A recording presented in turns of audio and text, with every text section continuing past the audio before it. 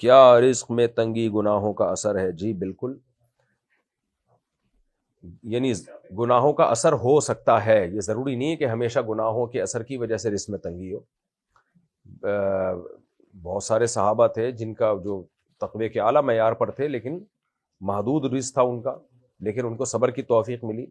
ہاں، رزق کی تنگی ہو اور صبر کی توفیق نہ مل رہی ہو، واویلا ہو، شور شرابہ ہو، یہ اس کی علامت ہے کہ یہ آزمائش، یہ اللہ کی طرف سے کسی گناہ کا اثر ہے۔ کیونکہ جب اللہ کی طرف سے کوئی مصیبت آتی ہے نا، اور وہ گناہ کے سبب سے نہ ہو، تو پھر اس میں صبر کی توفیق ملتی ہے۔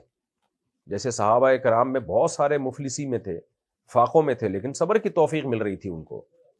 تو اللہ اپنے محبوب بندوں کو آزماتا ہے، تو صبر کی توفیق نہ ملنا اس کی علامت ہوتی ہے کسی گناہ کا وبال ہے یہ۔ اور تقوی سے فراوانی پیدا ہوتی ہے رزق کی۔ فراوانی کا مطلب دل میں غنا پیدا ہو جاتا ہے اس کے، تو غریب ہو کے بھی اپنے آپ کو سمجھتے ہیں اللہ کا دیا بہت کچھ ہے۔